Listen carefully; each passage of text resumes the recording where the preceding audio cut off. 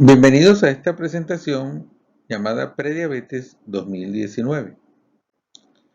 Antes de comenzar, vamos a invitarlos a nuestro nuevo curso Terapéutica Cardiometabólica 2019. Este curso es un curso online que acredita para 60 horas crédito, 60 horas internacionales, avalado por el Foro Internacional de Medicina Interna y la Sociedad Venezolana de Medicina Interna. Tiene múltiples actividades dentro del curso. Tiene libros de apoyo, evaluaciones, casos clínicos, bibliografía, foro de consulta, evaluación final. Este curso, las inscripciones se inician del 28 de julio al 31 de agosto del 2019. El curso se inicia el 1 de septiembre de este año y el curso finaliza el 27 de octubre de este año. Este curso, nuestros objetivos principales está en desarrollar esencialmente 3 módulos. El primer módulo de hipertensión y falla cardíaca, donde vamos a hacer un resumen de todas las guías para el manejo de hipertensión, un resumen y un análisis de esas diferentes guías con recomendaciones a tomar en cuenta: evaluación del riesgo cardiovascular en el paciente hipertenso, fisiopatología del sistema renina-angiotensina, y en cuanto a falla cardíaca, evaluación de las nuevas estrategias terapéuticas para el manejo de esta patología. En el módulo 2 de dislipidemia y obesidad, vamos a hablar sobre la actualización también de las guías de colesterol y obesidad, contrastar las diferentes guías, buscar los puntos de coincidencia, el análisis, estudiar la fisiopatología de las dislipidemias, estudios de casos clínicos, evaluación de los estudios clínicos con los nuevos medicamentos como el ezetimiba, PCSK9 y los omega 3, y evaluación de nuevas instrucciones terapéuticas en obesidad y cirugía bariátrica. Y el tercer módulo dedicado a diabetes, con la actualización de las guías de diabetes 2018-2019, evaluación del riesgo cardiovascular en el paciente diabético y estudios clínicos con medicamentos como metformina, GLP-1, los SGLT2 y los inhibidores de la DPP-4. Este curso está dirigido esencialmente a estudiantes, residentes y especialistas del área cardiometabólica. El link para inscribirse en este curso se encuentra en la descripción del video. Y bueno, no me queda más sino invitarlos a este nuevo curso y acompañarnos en esta nueva experiencia. En cuanto a prediabetes, podemos decir, según las diferentes guías, que una persona es normal cuando tiene una glucemia en ayunas menor de 100 miligramos por decilitro, y cuando le hacemos un test de tolerancia a la glucosa, en ese test la respuesta se encuentra menor a 140 miligramos por decilitro. La definición de paciente diabético es una persona que tiene una glucemia en ayunas mayor de 126, o cuando tiene un test de tolerancia a la glucosa, la respuesta es mayor de 200 miligramos por decilitro.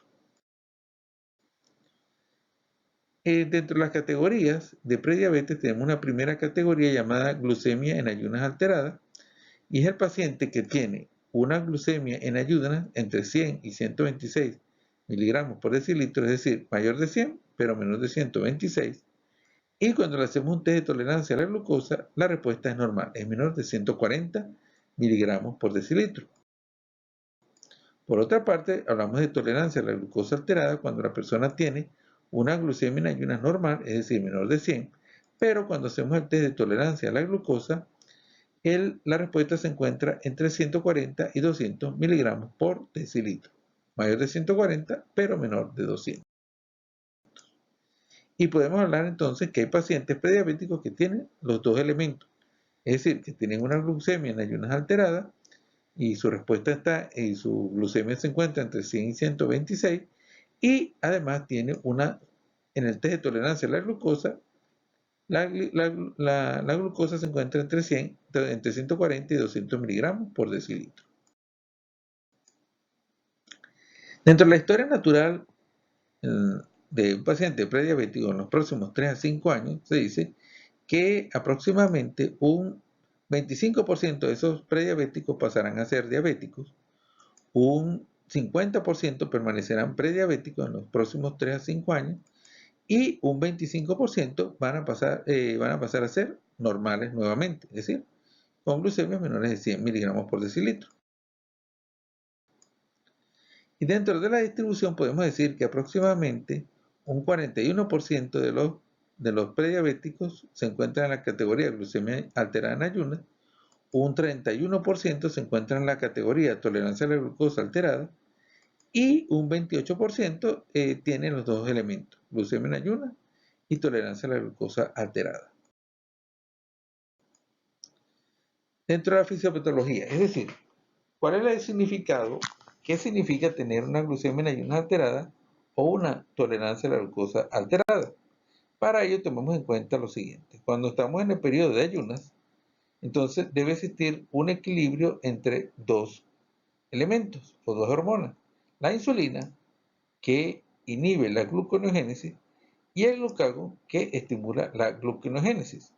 En el estado de ayunas debería predominar la función del glucagón, la fuerza del glucagón, la señal del glucagón, para mantener una gluconeogénesis y mantener un aporte de glucosa a los tejidos cuando no estamos ingiriendo alimentos.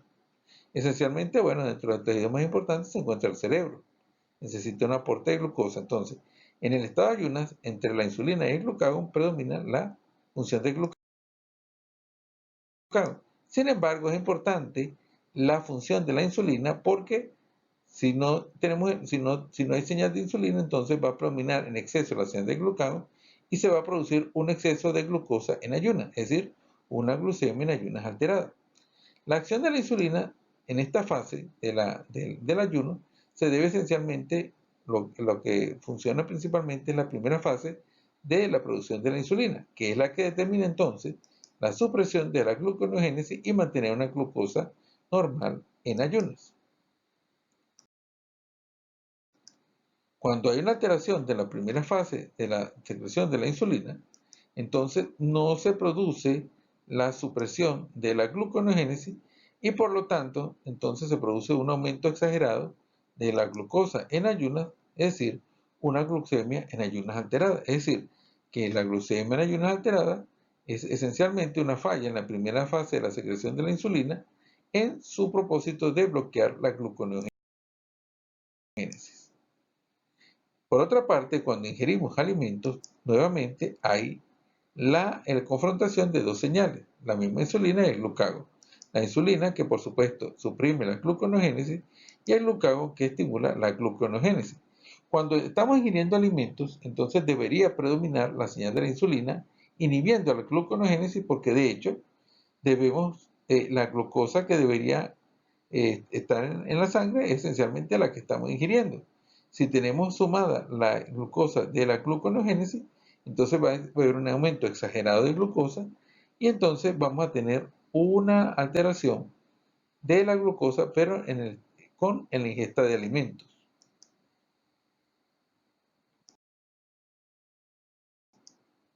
Entonces, en esta fase, cuando estamos ingiriendo alimentos de la función de la insulina, la importante es la segunda fase de la secreción de la insulina.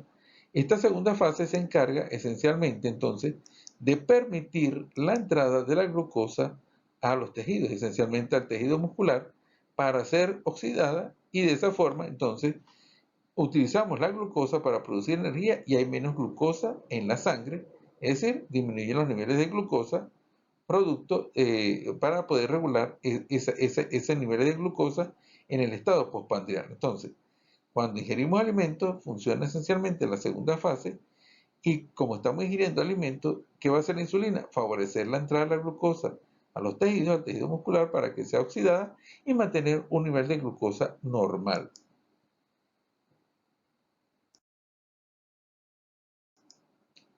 Cuando hay una falla en la segunda fase de la secreción de la insulina, entonces la insulina no puede permitir la entrada, no va a facilitar la entrada de glucosa al tejido muscular. Por lo tanto, esa glucosa no es oxidada y al no ser oxidada, entonces hay un exceso de glucosa en la sangre porque es la glucosa que que estamos ingiriendo, pero no es metabolizada. Entonces, eso va a producir la llamada tolerancia a la glucosa alterada, entonces va a haber un aumento de los niveles de glucosa posterior a la ingesta del alimento. Entonces, ¿cuál es el elemento principal de la tolerancia a la glucosa alterada? Que hay una falla en la segunda fase que no se permite la entrada de la glucosa a nivel muscular, la glucosa no es oxidada y entonces se va a producir un aumento de la glucosa posterior a la ingesta de alimentos. Eso se llama tolerancia a la glucosa alterada. Y hay personas que tienen entonces alteraciones tanto en la primera fase, que está relacionada con el ayuno, como en la segunda fase, que está relacionada con la ingesta de alimentos y la oxidación de la glucosa a nivel muscular. Esa persona entonces tendrá una glucemia en ayunas alterada y una tolerancia a la glucosa en ayunas, una tolerancia a la glucosa alterada. Entonces tiene los dos elementos. La de la primera fase, glucemia en ayunas alterada. La de la segunda fase, tolerancia a la glucosa alterada. Veamos entonces lo que va a producir este tipo de trastorno a nivel cardiovascular. Decimos entonces que actualmente hablamos más bien de diabetes, hablar de diabetes o de diabesidad, hablamos del término de disglicemia.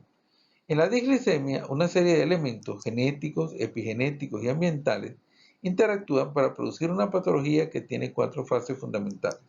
Una primera fase se llama de la disglicemia es el estadio 1 llamado molecular o resistencia a la insulina, donde todo lo que se presenta en el paciente son alteraciones en señales biológicas.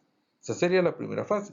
La segunda fase entonces es la prediabetes, es una fase bioquímica con alteración del riesgo cardiovascular. Una tercera fase, ya la diabetes tipo 2 ya establecida, pero sin complicaciones asociadas. Y una cuarta fase, la diabetes tipo 2 con complicaciones, esencialmente complicaciones vasculares. Entonces, la prediabetes forma parte de la segunda fase.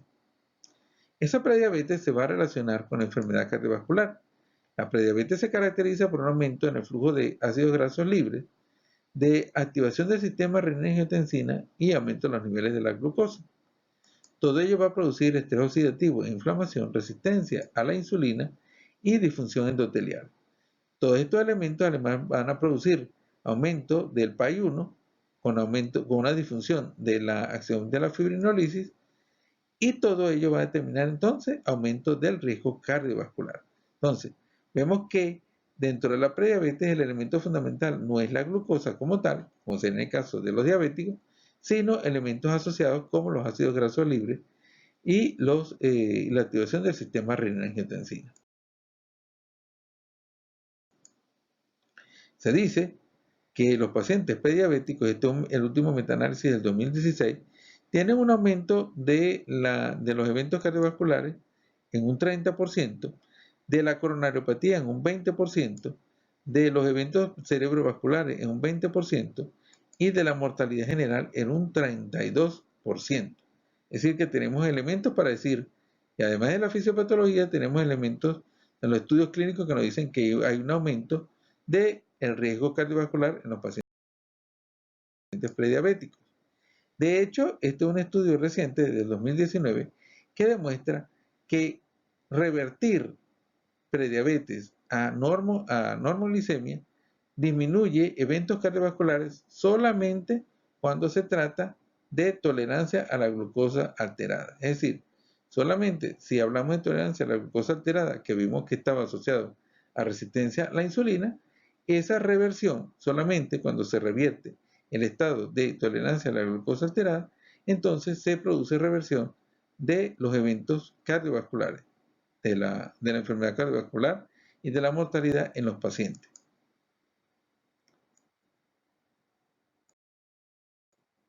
Concluyamos entonces en este video.